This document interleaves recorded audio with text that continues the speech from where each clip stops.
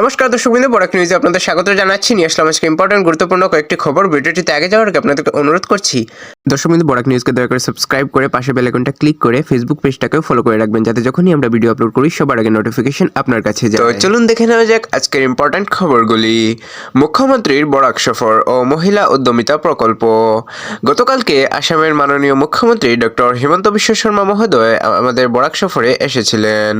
সকালবেলা উনি করিমগঞ্জ অর্থাৎ শ্রীভূমিতে গেছেন এবং উত্তর করিমগঞ্জে সেখানে গিয়ে মুখ্যমন্ত্রী মহিলা উদ্যমিতা প্রকল্পের চেক বিতরণ করেছেন মহিলাদেরকে। মোট 14,135 জন মহিলাকে সেখানে চেক দেওয়া হয়েছে।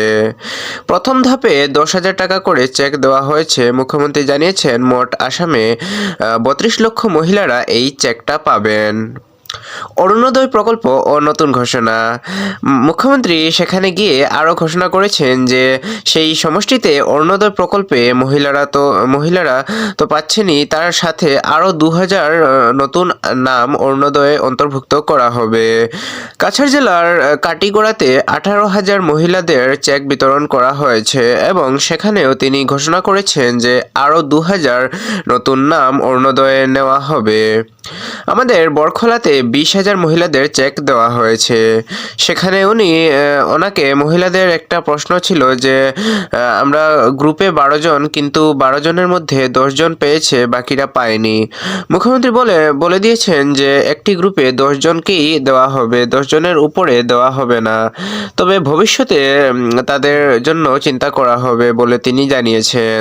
এছাড়া যাদের নাম অরুণোদয় থেকে কাটা গেছে তাদের নামও শীঘ্রই পুনরায় অন্তর্ভুক্ত করা হবে বলে মুখ্যমন্ত্রী আশ্বাস দিয়েছেন। দর্শকবৃন্দ, আপনারা যদি এখনও আমাদের বরাক নিউজের ইউটিউব চ্যানেলটাকে সাবস্ক্রাইব না করে থাকেন, দয়া করে দর্শকবৃন্দ সাবস্ক্রাইব করে রাখবেন এবং পাশে বেল আইকনটাকেও বাজিয়ে রাখবেন এবং আমাদের বরাক নিউজের ফেসবুক চ্যানেলটাকেও সাবস্ক্রাইব করে রাখুন, যাতে যখনই আমরা ভিডিও আপলোড করি সবার আগে নোটিফিকেশন আপনার কাছে যায়। দর্শকবৃন্দ, রাজনৈতিক প্রসঙ্গ ও নির্বাচনের টিকিট। কাটিগড়াতে গিয়ে সাংবাদিকদের প্রশ্নের উত্তরে মুখ্যমন্ত্রী একটা ইঙ্গিতপূর্ণ মন্তব্য করেন। কাটিগড়াতে কোন প্রার্থীকে টিকিট দেওয়া হবে, কাটিগড়ার ভূমিপুত্রকে নাকি অন্য কাউকে? এই প্রশ্নের উত্তরে মুখ্যমন্ত্রী বলেন আসামের ভূমিপুত্রকে দেওয়া হবে। তিনি নির্দিষ্ট করে কাটিগড়ার কথা বলেননি।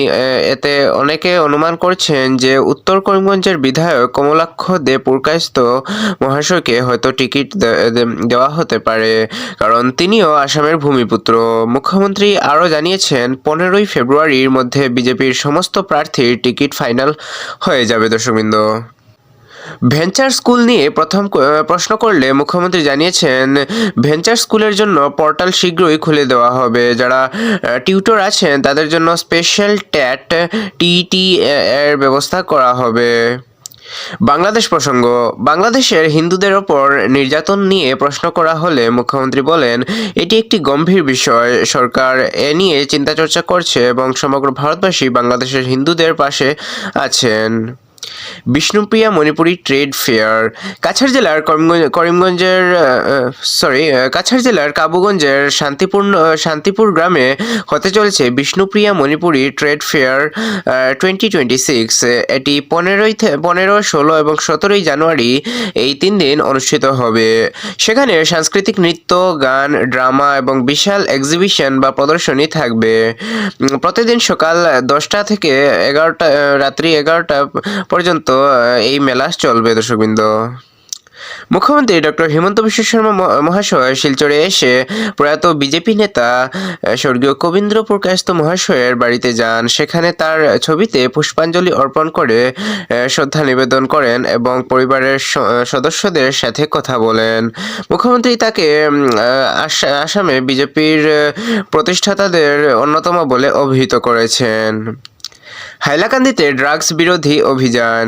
হাইলাকান্দির পুলিশের বিশেষ অপারেশনে 7,200 ইয়াবা ট্যাবলেট সহ মোট 4 জনকে গ্রেফতার করা হয়েছে। বিলপার ধুমকর এলাকায় গোপন সূত্রে খবর পেয়ে পুলিশ 2টি গাড়িতে একটি স্করপিও সহ অভিযান চালায়। ধৃতরা হল কুতুবুদ্দিন, সেলিমউদ্দিন মজুমদার, আনোয়ার হোসেন মজুমদার এবং হুজাইল আহমেদ মজুমদার। পুলিশ তদন্ত শুরু করেছে।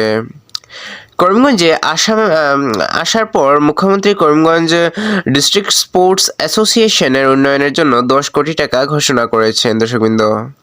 তো এগুলো ছিল আজকের ইম্পর্টেন্ট এবং গুরুত্বপূর্ণ কয়েকটি খবর। এগুলোর মধ্যে আপনার সবচেয়ে বেশি গুরুত্বপূর্ণ বলে কোনটি মনে হয়েছে দর্শকবৃন্দ কমেন্টে নিশ্চয়ই জানাবেন এবং ভিডিওটিকে একটি লাইক করে দিন এবং আমাদের ইউটিউব চ্যানেলটাকে যদি এখনও সাবস্ক্রাইব না করে থাকেন দর্শকবৃন্দ প্লিজ দয়া করে সাবস্ক্রাইব করে রাখুন এবং পাশে বেল আইকনটাকে বাজিয়ে দিন।